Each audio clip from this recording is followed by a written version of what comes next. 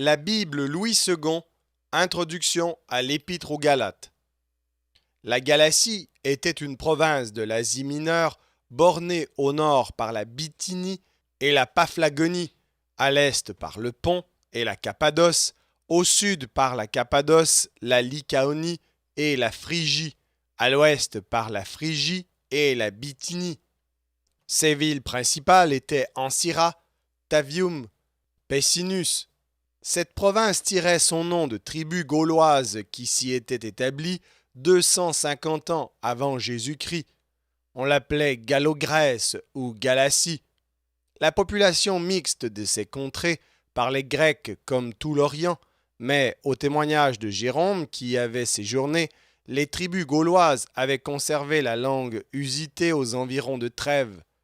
La Galatie fut soumise aux Romains dès l'an 189 avant Jésus-Christ et réduite en province romaine l'an 25 avant notre ère, ayant depuis la même époque Ancyra pour métropole. Paul y annonçait l'Évangile dans son second voyage missionnaire en Acte 16 et y fonda des églises. Il y retourna durant son troisième voyage et affermit dans la foi les nouveaux convertis. Bientôt après cette seconde visite de l'apôtre, il vint dans ces églises des docteurs judaïsants qui, contrairement à la doctrine du salut par grâce et de la justification par la foi seule qu'avait annoncé l'apôtre, enseignaient la nécessité de la circoncision et des observances de la loi, même pour les païens convertis. Afin de parvenir plus facilement à leur but, ces faux docteurs s'appliquèrent à rabaisser l'autorité de Paul en lui refusant la dignité apostolique, parce que, disait-il, il n'avait pas reçu sa doctrine directement du Seigneur, comme les autres apôtres dont il se réclamait. Les Galates furent réellement ébranlés dans leur foi. Paul apprit ces tristes nouvelles très probablement pendant son séjour à Éphèse en Acte 19, peu de temps après sa seconde visite en Galatie, et c'est pour réparer le mal causé par l'erreur que l'apôtre écrit cette lettre. Vers l'an 56, le bien qu'elle a fait à l'Église par l'affermissement de la saine doctrine l'emporte de beaucoup sur le mal que firent en Galatie les faux docteurs. Très semblable pour le fond à l'Épître aux Romains, où Paul expose paisiblement et longuement les profondes vérités de l'Évangile de Jésus-Christ, la lettre aux Galates atteint le même but, avec cette différence qu'elle est et devait être polémique dans la forme. Et quel modèle de polémique, quelle énergique décision dans la réfutation de l'erreur et dans l'exposition de la vérité, et en même temps, quel ardent amour des âmes. Cet épître dont l'authenticité n'a jamais été révoquée en doute et ne pouvait l'être, tant les preuves externes et internes sur lesquelles elle se fonde sont évidentes, se divise naturellement en trois parties. Première partie, l'apôtre justifie d'abord son apostolat en déclarant qu'il ne l'a reçu d'aucun homme, mais directement de Jésus-Christ lui-même, que sa conversion et son appel au ministère évangélique ont été parfaitement indépendants des hommes, que plus tard, cependant, les apôtres de Jérusalem, reconnaissant sa mission parmi les païens, lui donnèrent la main d'association, qu'il eut même occasion de reprendre en face l'apôtre Pierre, qui cédait par crainte des hommes aux chrétiens judaïsants. Deuxième partie, abordant la grande question de doctrine qu'il avait à traiter, savoir la justification de l'homme pécheur par la foi seule, l'apôtre montre que les Galates n'avaient point reçu l'Esprit de Dieu par la loi, mais par la foi, de même qu'Abraham avait été justifié non par une loi qui n'existait point encore, mais par sa foi en la promesse de grâce, que la loi ne peut que condamner et maudire ceux qui la violent, et que Christ seul nous a délivrés de cette malédiction par sa mort sur la croix, que cette alliance de grâce ou testament déjà traité avec Abraham n'a pu être invalidée par la loi venue plus tard, que la loi n'a été ajoutée qu'à cause des transgressions pour nous servir de gardiens et de pédagogues jusqu'à l'accomplissement de la promesse, laquelle proclame à tous la liberté. Vous êtes donc libres, enfants de Dieu. Pourquoi retournez-vous sous l'esclavage de ces misérables rudiments? Souvenez-vous des temps heureux de votre conversion et de votre premier amour. Qu'y a-t-il de changé? Il est venu des hommes jaloux de vous, mais moi j'éprouve de nouveau à votre sujet les douleurs de l'enfantement. Vous vous appuyez sur la loi. Voyez ce que la loi nous enseigne par des faits. Elle nous rapporte qu'à la naissance d'Isaac, fils de la promesse, Abraham reçut l'ordre de chasser l'esclave Agar et son fils né selon la chair. Ce récit s'applique allégoriquement à nous, car nous sommes les enfants de la femme libre, les fils de la promesse. Tenez-vous donc ferme dans cette liberté, car si vous voulez être sauvés par la loi en acceptant la circoncision, Christ ne vous sert plus de rien, et vous êtes déchus de la grâce, mais vous vous laissez troubler par des hommes qui emporteront la condamnation. Troisième partie, l'apôtre s'adressant aux membres des églises qui avaient conservé la saine doctrine, les exhorte à ne pas abuser de la liberté chrétienne pour vivre selon la chair. Il leur énumère les œuvres de la chair et les fruits de l'esprit. Il les engage à supporter les faibles en veillant sur eux-mêmes, puisque chacun est responsable devant Dieu de sa vie entière et moissonnera ce qu'il aura semé. Enfin, après avoir jeté un dernier regard sur les faux docteurs et leurs desseins égoïstes, il prend congé de ses frères en les suppliant de ne pas ajouter à ses souffrances et en leur souhaitant la grâce du Seigneur Jésus-Christ. Cette analyse peut donc encore se résumer ainsi. 1. Apologie personnelle de l'apôtre, chapitres 1 et 2. 2. Partie dogmatique de sa lettre, chapitre 3 jusqu'au chapitre 5, verset 12. Et 3. Exhortation pratique, résumé et salutation, chapitre 5, 13 et chapitre 6.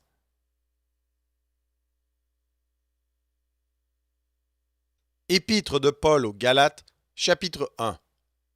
Paul, apôtre non de la part des hommes, ni par un homme, mais par Jésus-Christ et Dieu le Père, qui l'a ressuscité des morts, et tous les frères qui sont avec moi, aux églises de la Galatie, que la grâce et la paix vous soient données de la part de Dieu le Père et de notre Seigneur Jésus-Christ, qui s'est donné lui-même pour nos péchés, afin de nous arracher du présent siècle mauvais, selon la volonté de notre Dieu et Père, à qui soit la gloire au siècle des siècles.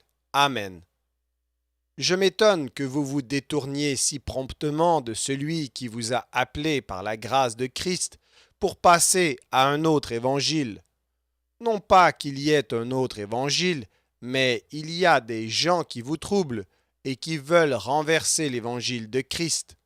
Mais quand nous-mêmes, quand un ange du ciel vous annoncerait un autre évangile que celui que nous vous avons prêché, qu'il soit anathème.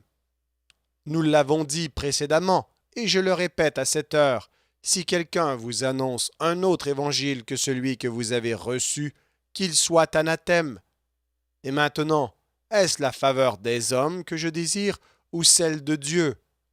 Est-ce que je cherche à plaire aux hommes? Si je plaisais encore aux hommes, je ne serais pas serviteur de Christ.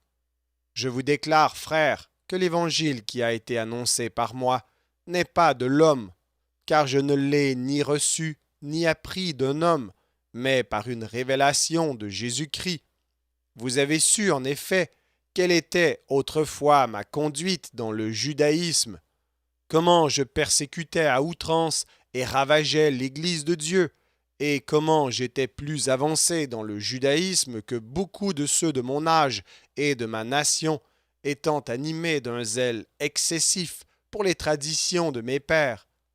Mais lorsqu'il plut à celui qui m'avait mis à part dès le sein de ma mère et qui m'a appelé par sa grâce de révéler en moi son Fils afin que je l'annonçasse parmi les païens, aussitôt je ne consultai ni la chair ni le sang, et je ne montai point à Jérusalem vers ceux qui furent apôtres avant moi, mais je partis pour l'Arabie, puis je revins encore à Damas. 3 ans plus tard, Je montai à Jérusalem pour faire la connaissance de Céphas, et je demeurai 15 jours chez lui. Mais je ne vis aucun autre des apôtres, si ce n'est Jacques, le frère du Seigneur. Dans ce que je vous écris, voici, devant Dieu, je ne mens point. J'allai ensuite dans les contrées de la Syrie et de la Cilicie. Or j'étais inconnu de visage aux églises de Judée qui sont en Christ.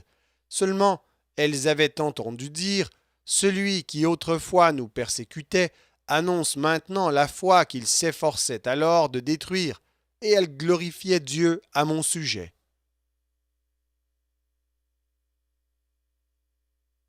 L'épître de Paul aux Galates, chapitre 2.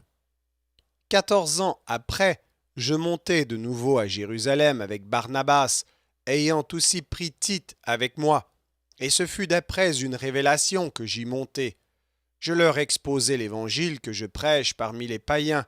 Je l'exposai en particulier à ceux qui sont les plus considérés, afin de ne pas courir ou avoir couru en vain. Mais Tite, qui était avec moi, et qui était grec, ne fut pas même contraint de se faire circoncire, et cela à cause des faux frères qui s'étaient furtivement introduits et glissés parmi nous, pour épier la liberté que nous avons en Jésus-Christ, avec l'intention de nous asservir. Nous ne leur cédâmes pas un instant, et nous résistâmes à leurs exigences, afin que la vérité de l'Évangile fût maintenue parmi vous. Ceux qui sont les plus considérés, quels qu'ils aient été jadis, cela ne m'importe pas. Dieu ne fait point acception de personne. Ceux qui sont les plus considérés ne m'imposaient rien. Au contraire, voyant que l'Évangile m'avait été confié pour les incirconcis, comme à Pierre pour les circoncis, car celui qui a fait de Pierre l'apôtre des circoncis a aussi fait de moi l'apôtre des païens. Et ayant reconnu la grâce qui m'avait été accordée, Jacques, Céphas et Jean, qui sont regardés comme des colonnes, me donnèrent à moi et à Barnabas la main d'association, afin que nous allassions nous vers les païens et eux vers les circoncis. Ils nous recommandèrent seulement de nous souvenir des pauvres, ce que j'ai bien eu soin de faire. Mais lorsque Céphas vint à Antioche, je lui résistai en face, parce qu'il était répréhensible. En effet, avant l'arrivée de quelques personnes envoyées par Jacques, il mangeait avec les païens, et quand elles furent venues, il s'esquiva et se tint à l'écart par crainte des circoncis. Avec lui, les autres Juifs usèrent aussi de dissimulation, en sorte que Barnabas même fut entraîné par leur hypocrisie. Voyant qu'il ne marchait pas droit selon la vérité de l'Évangile, je dis à Céphas en présence de tous, « Si toi, qui es juif, tu vises à la manière des païens et non à la manière des juifs, pourquoi forces-tu les païens à judaïser ? Nous sommes juifs de naissance et non pécheurs d'entre les païens. Néanmoins, sachant que ce n'est pas par les œuvres de la loi que l'homme est justifié, mais par la foi en Jésus-Christ, nous aussi, nous avons cru en Jésus-Christ, afin d'être justifiés par la foi en Christ et non par les œuvres de la loi, parce que nulle chair ne sera justifiée par les œuvres de la loi. Mais tandis que nous cherchons à être justifiés par Christ, si nous étions aussi nous-mêmes trouvés pécheurs, Christ serait-il un ministre du péché? Loin de là, car si je rebâtis les choses que j'ai détruites, je me constitue moi-même un transgresseur, car c'est par la loi que je suis mort à la loi, afin de vivre pour Dieu. J'ai été crucifié avec Christ, et si je vis, ce n'est plus moi qui vis, c'est Christ qui vit en moi. Si je vis maintenant dans la chair, je vis dans la foi au Fils de Dieu, qui m'a aimé et qui s'est livré lui-même pour moi. Je ne rejette pas la grâce de Dieu, car si la justice s'obtient par la loi, Christ est donc mort en vain.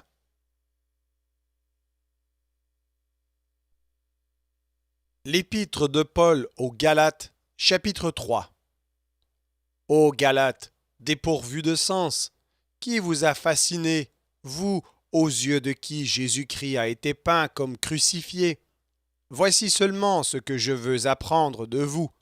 Est-ce par les œuvres de la loi que vous avez reçu l'Esprit ou par la prédication de la foi? Êtes-vous tellement dépourvu de sens? Après avoir commencé par l'Esprit, voulez-vous maintenant finir par la chair? Avez-vous tant souffert en vain, si toutefois c'est en vain? Celui qui vous accorde l'Esprit et qui opère des miracles parmi vous, le fait-il donc par les œuvres de la loi ou par la prédication de la foi? Comme Abraham crut à Dieu et que cela lui fut imputé à justice, reconnaissez donc que ce sont ceux qui ont la foi qui sont fils d'Abraham.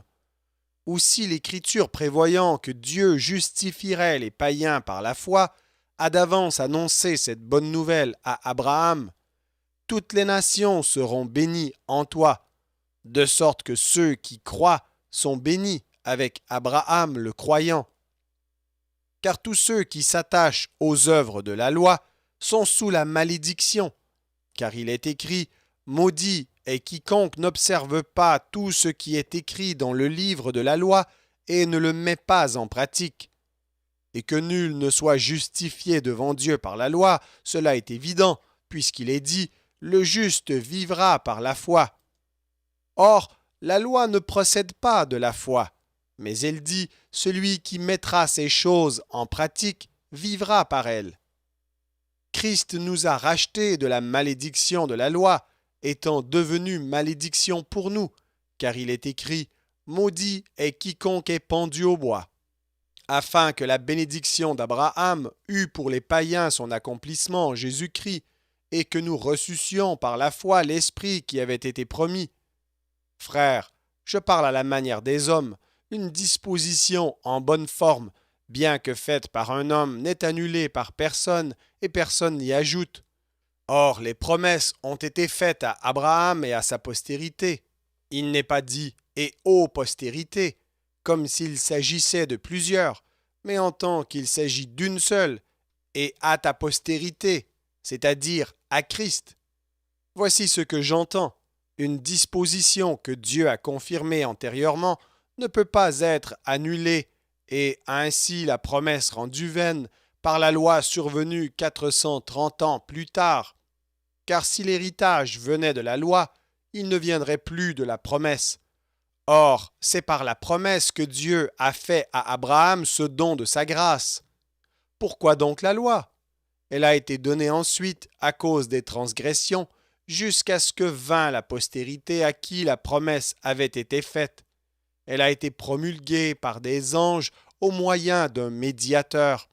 Or, le médiateur n'est pas médiateur d'un seul, tandis que Dieu est un seul.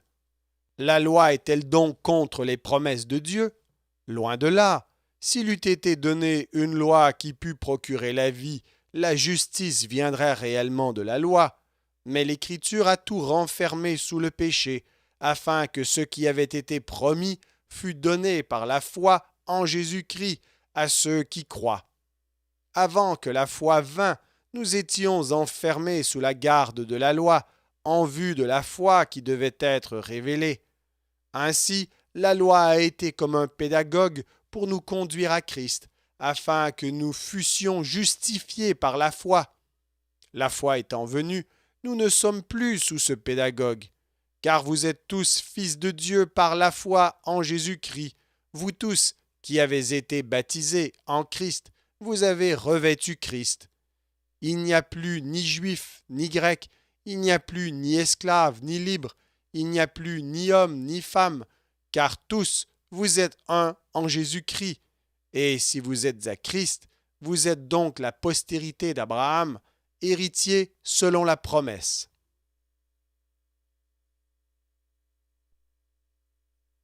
L'épître de Paul aux Galates, chapitre 4. Aussi longtemps que l'héritier est enfant, je dis qu'il ne diffère en rien d'un esclave, quoiqu'il soit le maître de tout, mais il est sous des tuteurs et des administrateurs jusqu'au temps marqué par le Père. Nous aussi, de la même manière, lorsque nous étions enfants, nous étions sous l'esclavage des rudiments du monde. Mais lorsque les temps ont été accomplis, Dieu a envoyé son Fils, né d'une femme, né sous la loi, afin qu'il rachetât ceux qui étaient sous la loi, afin que nous reçussions l'adoption. Et parce que vous êtes fils, Dieu a envoyé dans nos cœurs l'esprit de son Fils, lequel crie Abba, Père. Ainsi, tu n'es plus esclave, mais fils, et si tu es fils, tu es aussi héritier par la grâce de Dieu. Autrefois, ne connaissant pas Dieu, vous serviez des dieux qui ne le sont pas de leur nature. Mais à présent que vous avez connu Dieu, ou plutôt que vous avez été connus de Dieu, comment retournez-vous à ces faibles et pauvres rudiments auxquels de nouveau vous voulez vous asservir encore? Vous observez les jours, les mois, les temps et les années. Je crains d'avoir inutilement travaillé pour vous. Soyez comme moi, car moi aussi je suis comme vous. Frères, je vous en supplie, vous ne m'avez fait aucun tort. Vous savez que ce fut à cause d'une infirmité de la chair que je vous ai pour la première fois annoncé l'Évangile. Et mis à l'épreuve par ma chair, vous n'avez témoigné ni mépris, ni dégoût. Vous m'avez au contraire reçu comme un ange de Dieu, comme Jésus-Christ. Où donc est l'expression de votre bonheur? Car je vous atteste que si cela eût été possible, vous vous seriez arraché les yeux pour me les donner. Suis-je devenu votre ennemi en vous disant la vérité? Le zèle qu'ils ont pour vous n'est pas pur, mais ils veulent vous détacher de nous, afin que vous soyez zélés pour eux. Il est beau d'avoir du zèle pour ce qui est bien, et en tout temps, et non pas seulement quand je suis présent parmi vous. Mes enfants, pour qui j'éprouve de nouveau les douleurs de l'enfantement, jusqu'à ce que Christ soit formé en vous, je voudrais être maintenant auprès de vous et changer de langage, car je suis dans l'inquiétude à votre sujet. Dites-moi, vous qui voulez être sous la loi, n'entendez-vous point la loi? Car il est écrit qu'Abraham eut 2 fils, un de la femme esclave et un de la femme libre. Mais celui de l'esclave naquit selon la chair, et celui de la femme libre naquit en vertu de la promesse. Ces choses sont allégoriques, car ces femmes sont 2 alliances. L'une du mont Sinaï, enfantant pour la servitude, c'est Agar, car Agar, c'est le mont Sinaï en Arabie, et elle correspond à la Jérusalem actuelle, qui est dans la servitude avec ses enfants. Mais la Jérusalem d'en haut est libre, c'est notre mère, car il est écrit « Réjouis-toi, stérile, toi qui n'enfantes point, éclate et pousse des cris, toi qui n'as pas éprouvé les douleurs de l'enfantement, car les enfants de la délaissée seront plus nombreux que les enfants de celle qui était mariée. Pour vous, frères, comme Isaac, vous êtes enfants de la promesse, et de même qu'alors celui qui était né selon la chair persécutait celui qui était né selon l'esprit, ainsi en est-il encore maintenant. Mais que dit l'Écriture? Chasse l'esclave et son fils, car le fils de l'esclave n'héritera pas avec le fils de la femme libre. C'est pourquoi, frères, nous ne sommes pas enfants de l'esclave, mais de la femme libre.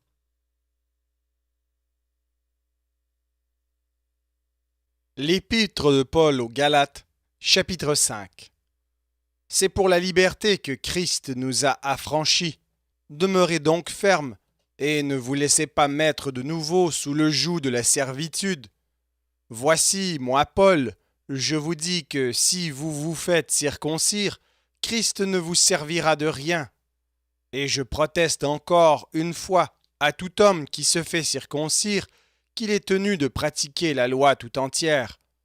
Vous êtes séparés de Christ, vous tous qui cherchez la justification dans la loi. Vous êtes déchus de la grâce. Pour nous, c'est de la foi que nous attendons par l'Esprit l'espérance de la justice. Car en Jésus-Christ, ni la circoncision, ni l'incirconcision n'a de valeur, mais la foi qui est agissante par la charité. Vous courriez bien, qui vous a arrêté pour vous empêcher d'obéir à la vérité. Cette influence ne vient pas de celui qui vous appelle. Un peu de levain fait lever toute la pâte. J'ai cette confiance en vous dans le Seigneur que vous ne penserez pas autrement. Mais celui qui vous trouble, quel qu'il soit, emportera la peine. Pour moi, frère, si je prêche encore la circoncision, pourquoi suis-je encore persécuté? Le scandale de la croix a donc disparu? Puisse-t-il être retranché, ceux qui mettent le trouble parmi vous? Frères, vous avez été appelés à la liberté.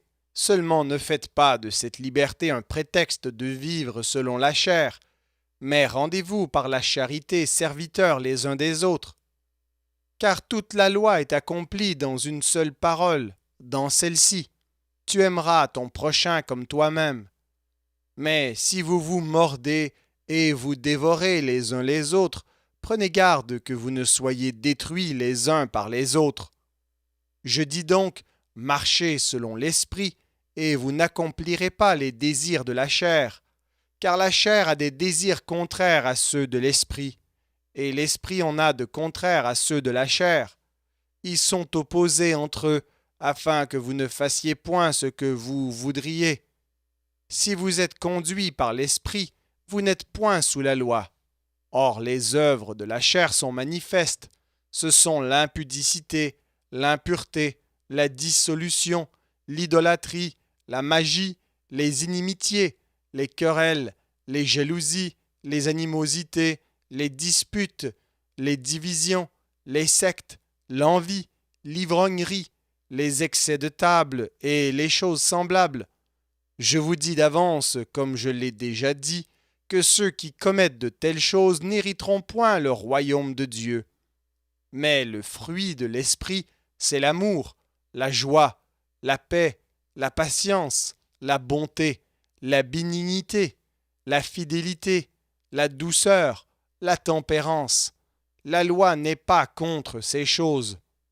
Ceux qui sont à Jésus-Christ ont crucifié la chair avec ses passions et ses désirs. Si nous vivons par l'Esprit, marchons aussi selon l'Esprit.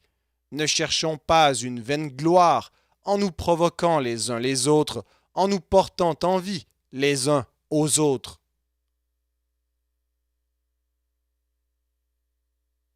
L'épître de Paul aux Galates, chapitre 6.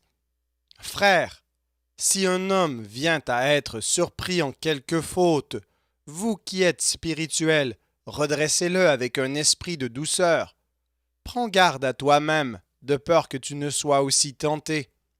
Portez les fardeaux les uns des autres, et vous accomplirez ainsi la loi de Christ. Si quelqu'un pense être quelque chose, quoiqu'il ne soit rien, il s'abuse lui-même. Que chacun examine ses propres œuvres, et alors il aura sujet de se glorifier pour lui seul, et non par rapport à autrui. Car chacun portera son propre fardeau.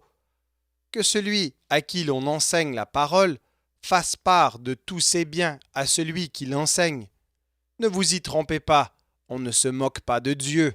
Ce qu'un homme aura semé, il le moissonnera aussi. Celui qui sème pour sa chair moissonnera de la chair la corruption. Mais celui qui sème pour l'esprit moissonnera de l'esprit la vie éternelle.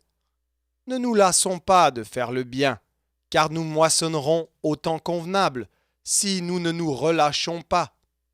Ainsi donc, pendant que nous en avons l'occasion, pratiquons le bien envers tous, et surtout envers les frères en la foi. Voyez avec quelles grandes lettres je vous ai écrit de ma propre main. Tous ceux qui veulent se rendre agréables selon la chair vous contraignent à vous faire circoncire, uniquement afin de n'être pas persécutés pour la croix de Christ. Car les circoncis eux-mêmes n'observent point la loi, mais ils veulent que vous soyez circoncis pour se glorifier dans votre chair.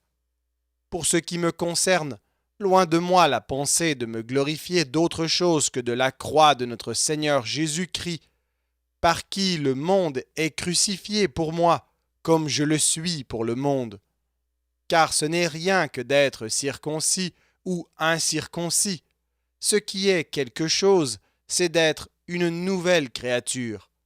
Paix et miséricorde sur tous ceux qui suivront cette règle et sur l'Israël de Dieu. Que personne désormais ne me fasse de la peine, car je porte sur mon corps les marques de Jésus.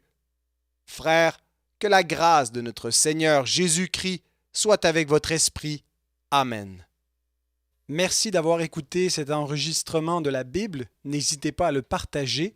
Vous pouvez également télécharger la version MP3 sur le site Un héros dans le net. Vous avez le lien dans la description. En visitant notre chaîne, vous allez également trouver d'autres versions de la Bible en audio, ainsi que plusieurs ressources pour étudier la parole de Dieu. Toutes ces ressources sont mises à votre disposition gratuitement. N'hésitez pas de nous faire un don si le Seigneur vous le met à cœur en utilisant le lien qui est également dans la description. Merci encore et que Dieu vous bénisse.